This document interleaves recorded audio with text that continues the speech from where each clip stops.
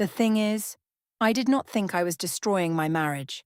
I thought I was venting, which sounds cleaner when the room is full of women holding wine. 2 glasses, 1 bad joke, and my husband's name became entertainment. Then my best friend looked at him like I had been hiding gold under a cheap blanket. My name is Cassandra Vale. I was 34, and I managed client experience at a luxury wellness studio where people paid to feel wanted for 1 hour. I saw myself as the woman who knew how to make a room soften before anyone asked for comfort. The thing is, I was good at that performance, and of course I mistook it for the truth. At the studio, I trained new staff to use names twice, lower their voices near nervous clients, and never let someone stand alone at the front desk with their coat still on. 2 candles, 1 linen towel. A smile held 3 seconds too long. That was how people felt chosen. Nolan used to say I could sell warmth to the sun. He said it once years before after my first promotion, when he stayed up all night helping me print training cards at our kitchen table. I had cried over a typo in the header. He had made tea, fixed the printer, and written 1 small note on the last card. He wrote that I made people feel like they had arrived somewhere safe. That was real. I do not need to make him smaller for that part. 6 years into marriage, he still brought lunch when I forgot to eat. That Tuesday, he came to the studio with a paper bag from the place that knew my order. Grilled chicken, no onions, extra dressing on the side. My co-worker Elise said he was sweet. Brooke said I was lucky. Marcy, who had come in for a facial and stayed too long near reception, gave me a look that said sweet was not always the same as exciting. Nolan smiled like he had not heard that look. At home that night, the kitchen smelled like lemon cleaner and warm bread. Nolan washed the black coffee mug he used every morning, the one with a tiny chip near the handle. He asked, softly, what had changed between us. I heard him asking why I was harder to please. I told him nothing had changed. I said work was loud. I said clients were needy. I called it honesty because honesty sounded better than admitting I felt bored beside the safest man I knew. My phone lit up beside the sink. Marcy had texted that Nolan had safe husband energy. I smiled before I could stop myself. Nolan saw it. He dried the black mug, placed it in the cabinet, and did not ask who had made me smile. That quiet should have warned me. Instead, I texted Marcy back that sweet was fine, but sometimes sweet felt like being married to warm milk. The wine bar had amber lights and tiny tables that made every complaint feel private, even when 4 women leaned in to hear it. The thing is, privacy can be staged too. 1 bottle, 4 glasses. A husband who was not there to correct the version of him I was building. Marcy arrived first, wearing a red blouse and the face she used when she wanted someone else to make a bad choice. She had been divorced for 11 months and spoke about marriage like a restaurant she had escaped before the kitchen caught fire. Brooke came after work, still in her office blazer. Elise came straight from the studio and kept checking her phone. Tessa arrived last, calm and pretty in the way that never needed permission. Tessa was my best friend. Not the loudest one.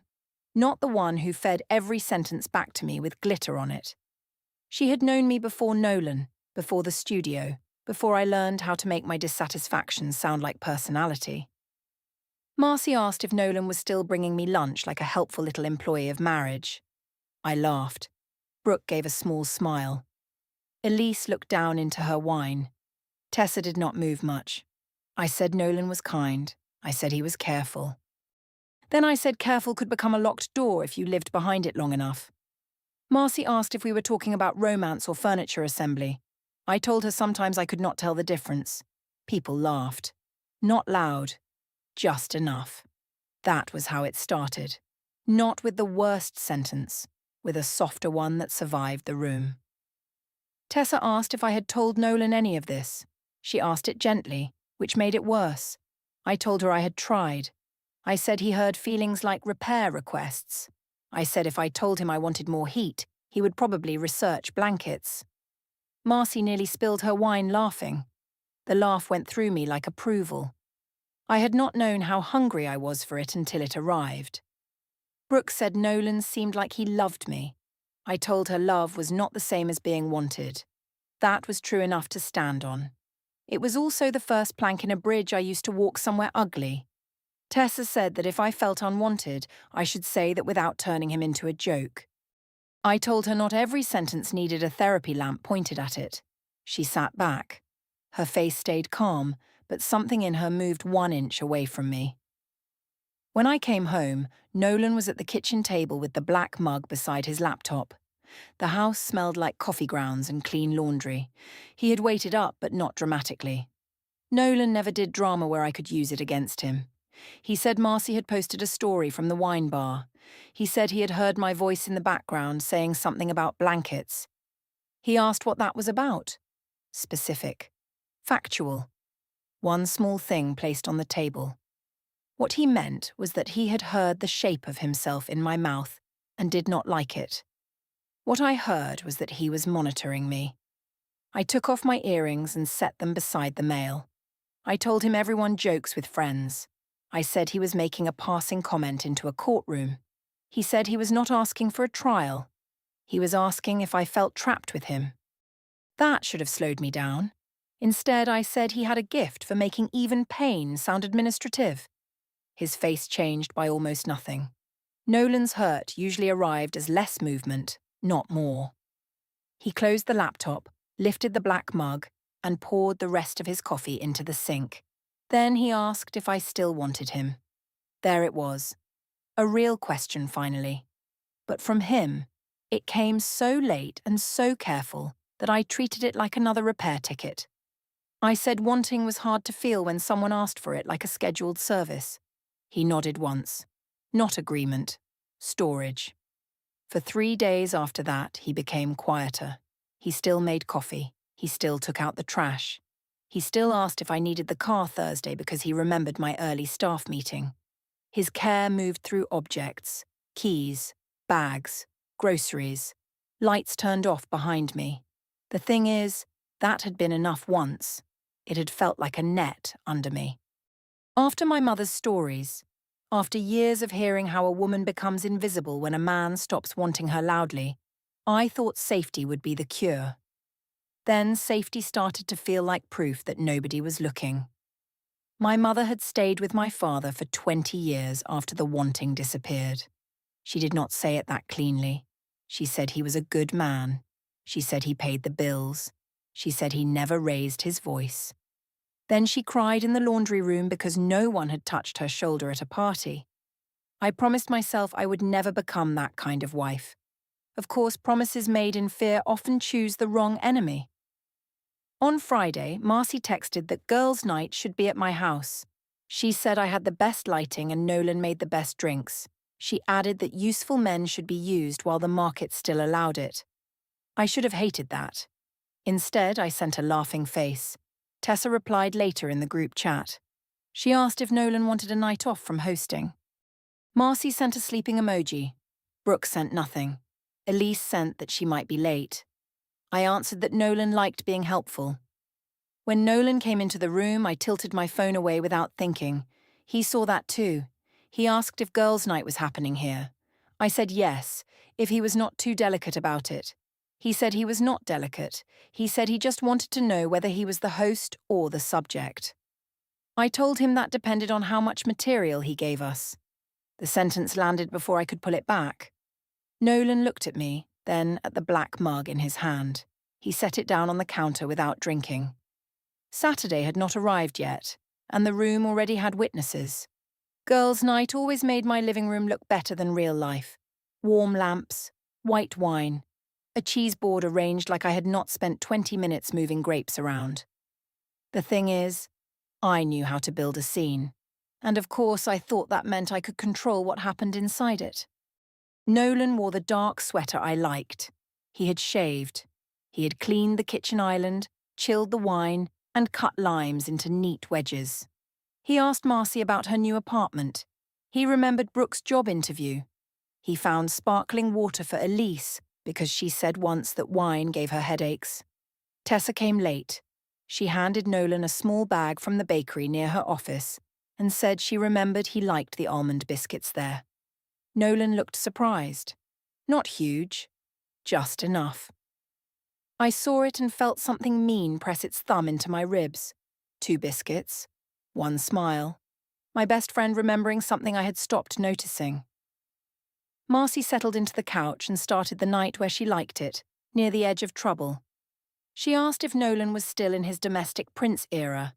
I said he had promoted himself to beverage director. Nolan smiled, but not with his eyes. He took the ice bowl to the kitchen. The living room loosened after the second bottle. Brooke talked about work.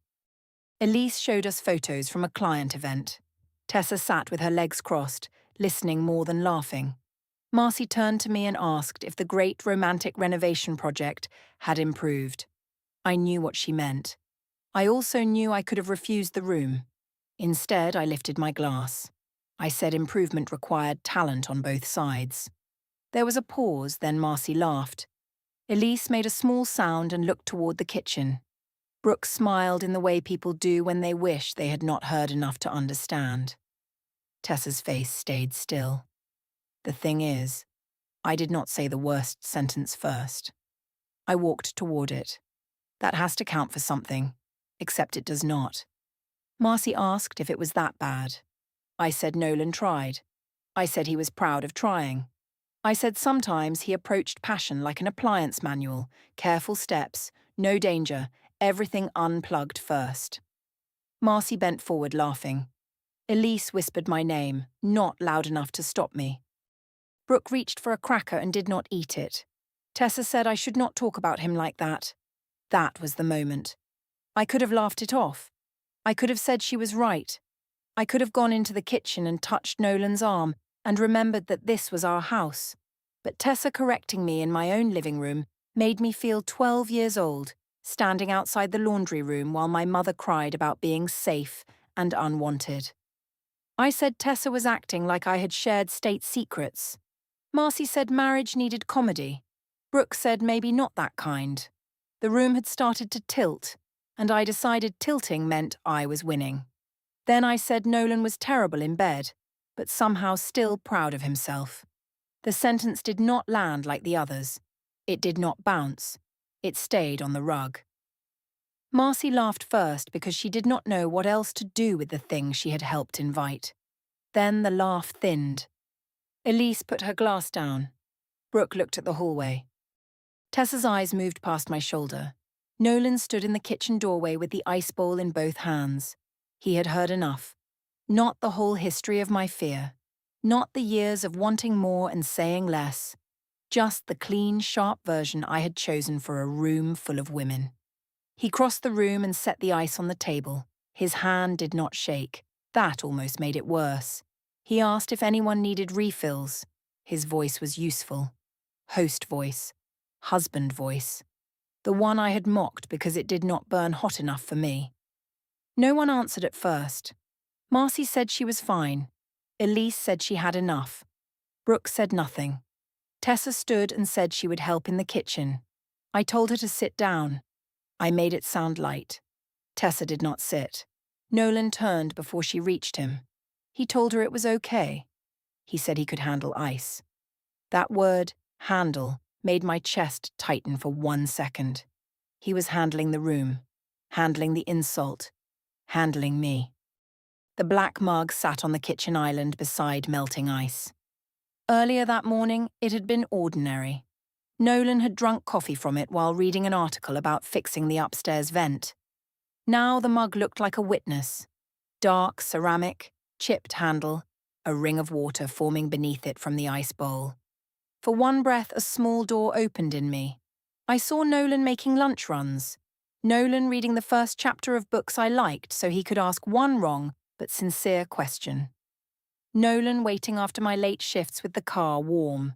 Nolan standing in his own living room while I made the most private part of us into entertainment. The thing almost had a shape. Not guilt.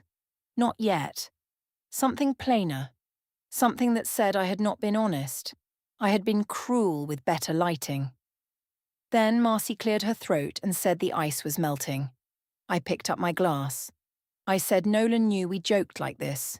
The door closed. Tessa did not sit beside me again after that. She stayed near the kitchen entrance, her hand around her water glass. Her voice was calm when she told Nolan he did not need to stay and serve everyone. Nolan said he lived there. That silence had edges. The night ended early in the way bad nights pretend to end naturally. Elise said she had an early class in the morning, though she did not teach. Brooke hugged me with one arm and missed my eyes. Marcy told me not to overthink it, but even she said it while already reaching for her coat. Tessa left last. At the door, she looked at Nolan and told him quietly that I underestimated him. I laughed from the hallway because I thought laughter could still pull the scene back to me. I said Tessa sounded like she was reviewing a hidden talent show. Tessa looked at me then. Not angry. Worse. Disappointed without performance. Nolan closed the door after her. He did not ask me to explain. He did not raise his voice. He walked into the kitchen, picked up the black mug, washed it, dried it, and placed it upside down on the counter instead of in the cabinet. I told myself he was being dramatic, but the mug stayed there all night, clean and upside down, like something had ended its shift. The next morning, the kitchen smelled like cold wine and dish soap. Nolan was already awake. The black mug was still upside down on the counter. The thing is, a house after public cruelty does not look ruined. It looks almost normal, and that is what makes every object rude. Nolan made coffee, but only for himself. He used a travel cup from the back of the cabinet, not the black mug, not the chipped one. He moved around me with quiet efficiency, opening drawers, closing them with 2 fingers, rinsing the spoon before placing it in the dishwasher. No slammed doors, no accusation, nothing useful for me to fight. I asked if he planned to punish me with breakfast silence. He said he was not punishing me. He said he was deciding what he could keep doing without lying to himself.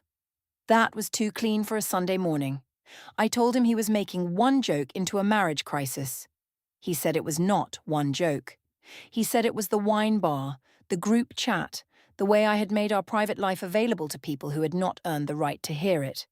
Naming the pattern. Not one incident. The whole line. I heard a prosecutor. What he meant was that he had been keeping count because I kept pretending each cut was separate. The thing is, when someone gathers your small wrongs into one pile, it is easier to accuse them of building a case than to look at the pile. I told him he had always been good at making sadness sound organized. He looked at me then, and for half a second his face was simply tired. Not cold, not superior. Just tired in a way that had no performance in it. He said he had been trying not to pressure me for 2 years. He said after the pregnancy scare, after the doctor visits, after the weeks when I did not want anyone near me, he thought patience was love. He said maybe he had hidden behind that patience too long. That was the open door. I could have walked through it. I could have said yes, that was true. I could have said his caution had started feeling like rejection. I could have said I was lonely without making my loneliness a weapon. Instead, I said he should have figured out the difference between patience and disappearing. He took that in and did not deny it. That made me angrier than denial would have. By Monday, Brooke had called Nolan. I learned because his phone lit up while he was checking the hallway bulb. Her name sat there on the screen, plain and serious. I asked why Brooke was calling him. He said she wanted to apologize for the other night. I said Brooke liked acting like the moral adult, after laughing with everyone else. Nolan said she had not laughed much. He did not say it to hurt me. He said it because it was true. Truth, when it does not belong to you, feels like an ambush. At work, Elise stopped coming by my desk unless she needed a schedule approval. She still smiled. She still said good morning. But the small warmth was gone. Marcy texted less during the day, though she still replied when I gave her something easy to laugh at. Tessa sent me one message on Tuesday. She said she loved me, but she would not sit in rooms where I made Nolan smaller again. I read it twice, then put the phone face down under a towel at the studio laundry station. At home that night, Nolan folded clean sheets in the bedroom. The lamp was low. The room smelled like detergent, and the cedar blocks he kept in the closet because he said moths were disrespectful little criminals. That line used to make me laugh. I almost smiled at the memory and then hated myself for almost doing it. He held the fitted sheet by two corners. I always hated fitted sheets. Nolan knew the exact fold that made them look flat enough for the linen shelf. He tucked one elastic corner into another, smoothed the edge with his thumb, and folded the fabric again. Slowly, carefully. Not because anyone was watching, because he had always known the things I liked done well. That was the trigger. The room narrowed to his hands. His hands knew how to fold the sheet without stretching the corner I complained about. They knew where the mattress dipped on my side. They knew the cold place between my shoulders where I stored bad days. They knew our life in ways my mouth had been mocking for sport. For one breath, I almost saw it. Nolan had not stopped loving me. He had stopped knowing where to put the love without having it laughed at later. His quiet was not a blank wall. It was a man standing behind glass I had smeared with my own jokes. He looked up and asked if I wanted the blue blanket washed too. The door was open, right there. I closed it with my thumb. I picked up my phone and texted Marcy that Nolan had entered his tragic silent laundry era. Marcy took 9 minutes to reply. She sent one laughing face. No words. 9 minutes. One emoji. A smaller audience than before. I told myself she was busy. Later, Nolan moved his pillow to the guest room. He carried it under one arm with his phone charger and the book he had been reading for 3 weeks. No speech. No heavy sigh. He stood in the doorway and said he needed sleep. I asked if he wanted me to beg. He said no. He said he wanted me to stop turning every hurt into a scoreboard. Then he closed the guest room door. Not hard. That was the problem. A hard door gives you a sound to hate. This one gave me almost nothing. On Thursday, Marcy invited me to her balcony. She poured wine into stemless glasses and told me men loved being wounded when it gave them leverage. I wanted that sentence to work. I wanted to climb inside it and stay there, but even Marcy sounded thinner now. She told me I should give Nolan space, then checked her phone twice before I finished talking. When I said Tessa had been weird about him, Marcy said maybe Tessa liked rescuing sad men. Then she changed the topic to a trainer at her gym. The old Marcy would have stayed with the fire. This one watched it from farther away. When I came home, Nolan was in the kitchen writing something on a small notepad beside the black mug. I asked what he was doing. He said he was organizing his week. I saw categories, not details. Work, bills, house, personal. He closed the notepad before I could read more. I told myself he was being secretive because he wanted me nervous.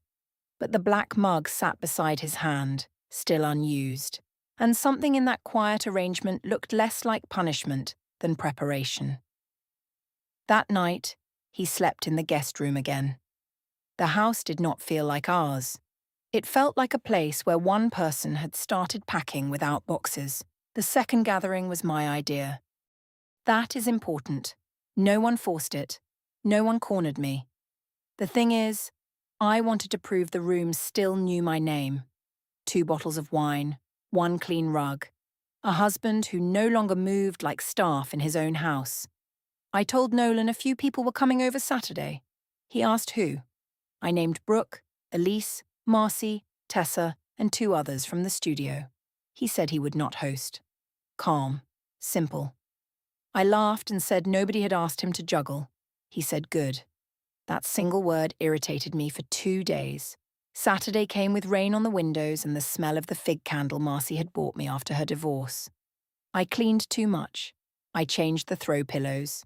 I put the cheese board on the coffee table and then moved it to the kitchen island because the living room felt exposed. Nolan came downstairs in a black shirt I had not seen before. It fit him better than his old ones. He had cut his hair. He looked rested, which felt rude. Brooke arrived first and hugged him before she hugged me. Elise came with flowers and handed them to me like an offering she had already regretted. Marcy came in loud, but the sound did not fill the room the way it used to. Tessa arrived last, carrying almond biscuits again. I saw the bag and almost told her we already had food. Nolan saw it too. He smiled at her, small and real. He thanked her and said she remembered. Tessa said some things were worth remembering. The sentence did not belong to me, but it landed in my house. For the first hour, nobody gave me the opening I wanted. People spoke carefully. Brooke asked Nolan about work. Elise asked Tessa about a book. Marcy tried one joke about men and emotional customer service, but it fell flat. Nolan did not leave for the kitchen. He stood near the window and talked like he had been invited. That was new. The thing is, I had spent years saying I wanted him to show up. Then he did, and I hated that other people saw it before I could own it. Tessa laughed at something he said about the upstairs vent. Not a fake laugh, not a rescue laugh, a simple warm sound. The old fear rose so fast I could taste metal. My mother in the laundry room, my father quiet at dinner. The terrible lesson that if a woman was not wanted loudly, another woman would one day stand closer to the sound. I reached for the room. I said Nolan had finally found someone impressed by basic husband behavior. No one laughed. Marcy looked at her glass. Elise stared at the flowers on the counter. Brooke closed her eyes for 1 second, like she had heard the crash before the glass broke. Tessa turned to me. She said I had no idea what I had been treating like a joke. Her voice was not loud. That made it worse. Loud can be dismissed as drama. Calm has nowhere to go. I said Tessa was welcome to take the quiet husband experience for a trial week if she thought it was so rare. I made my voice light because lightness had carried me this far. Nolan looked at me then. Not hurt first, finished first. He said we should talk in the dining room. Quiet debrief. No performance. The quiet was the point. I followed him because not following would have looked worse. The dining room still had the white chairs we bought after my promotion. Nolan had assembled them while I answered congratulation texts. I had posted a photo of the finished room and cropped his toolbox out of the corner. He stood by the table and said he was not going to be spoken about like a failed product in his own house. I said he had become very dramatic for a man who never used to have range. He did not take the bait. He said he had been too quiet. He said he had mistaken patience for care. He said after the pregnancy scare he had stopped reaching because he was afraid of making my body feel like another demand. He said that was his failure. There it was. My one true sentence waiting for me. I told him he had stopped making me feel wanted after that. I told him he hid behind caution and called it respect because it protected him from risking rejection. I said he left me alone inside a marriage that still looked good from the street. He did not refute it. He could not. The room held that truth for 3 seconds. Then he said I had taken that loneliness and turned it into permission to humiliate him. He said I had made people laugh at the place where he was most afraid he had failed me. I told him maybe if he had acted like a man who wanted his wife, I would not have needed other people to remind me I was still a woman. That was almost true. Almost truth is dangerous because it comes dressed well. He said he was offering one honest thing now. He said, if I wanted to repair the marriage, the public version of our private pain ended that night. No more jokes. No more group versions. No more turning him into material and calling it venting. I heard rules. I heard him trying to take my last audience. So I said maybe Tessa appreciated him because Tessa had lower standards. Behind us in the living room, a chair moved. Someone had heard. Maybe everyone had heard. The house did that terrible thing houses do when sound travels exactly where you do not want it. Nolan looked past me toward the room. Then he looked back. He said he would handle things properly. No legal words, no threat, no details. The tone did all the work. I went back to the living room first because pride is sometimes just panic in good shoes. Tessa stood near the door. Brooke had her bag in her hand. Elise was pretending to look for her keys, though they were on the table beside her. Marcy was on the couch, scrolling like the room had become too serious for her brand of loyalty. I texted Marcy from 6 feet away. I wrote that everyone had lost their sense of humour and Nolan was performing dignity. She looked at her phone. She did not smile. A minute later, she sent a thumbs up. That was all. One thumb. No joke. No rescue. Tessa left first. She told Nolan goodnight, then told me she hoped I would stop before there was nothing left to defend. Brooke followed without hugging me. Elise took the flowers back by accident, realized it at the door, and then kept them. Marcy said she had an early morning, which was new because Marcy never had early mornings unless someone else's consequences bored her. When the house emptied, Nolan washed the glasses. I stood by the island and told him he did not have to act noble. He said nothing. The black mug sat near the sink. He picked it up, washed it, dried it, and placed it upside down on the counter again. The next morning there was no coffee waiting for me. Nolan's travel cup was gone. The black mug stayed upside down, clean and silent, while the house listened to itself. The mediation office smelled like printer paper and mint gum. I had agreed to go because I thought a neutral room would make Nolan sound less certain. The thing is, I still believed I could explain myself better than he could document me. Gavin Rhodes, the mediator, sat across from us at a grey table with a folder already open. Tessa was there only because Gavin said one witness had been asked to clarify a statement before the first session began. She sat near the window, hands folded, not looking like a rival. That bothered me more than if she had. Nolan looked tired but clear. Gavin named the document without softening his voice.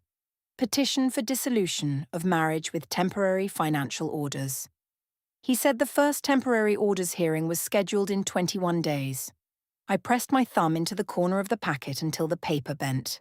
The file included dates, the first girls' night, the second gathering, screenshots from group messages, Brooke's written statement, Elise's confirmation that the jokes had been repeated in social settings. Tessa's statement was the shortest. She had written that I made Nolan smaller in front of people because the room rewarded me for it. I said that was not fair. I said people vented. Gavin looked at the page and said the court would not decide whether I was funny. It would decide what conduct affected the marriage and the temporary arrangements. No cruelty, no comfort. Just a plain sentence I could not decorate. Outside, I asked Tessa if this was what she wanted. She said she had wanted me to stop before Nolan stopped hoping. I asked if she was waiting for him now. Tessa shook her head and said Nolan was not a prize I had lost to another woman. He was a person I had taught to leave. Then she walked to her car without looking back. 3 weeks later, I moved from our townhouse into a short-term apartment above a Pilates studio that smelled like rubber mats every morning. The joint account became restricted, and every purchase over a set amount had to be tracked until the hearing. Brooke stopped answering my weekend messages, Elise requested a different closing shift, and Marcy became busy in the vague way people do when your disaster stops entertaining them. Tessa sent Nolan one message telling him to choose peace, not replacement, and then kept her distance. At work, I still trained staff to make strangers feel wanted, but the sentence stuck to my tongue before it reached the room. The thing is, I thought laughter protected me from being the unwanted wife. I thought if I said the cruel thing first, nobody could pity me later. I called it honesty because honesty sounded stronger than fear. What it cost me was not privacy, or pride, or even the house. It cost me the one person who had been careful with the parts of me I turned careless with. The black mug stayed in the cabinet, clean, empty, and no longer mine to fill. Nolan left before the coffee brewed, and no one in the house reached for my cup.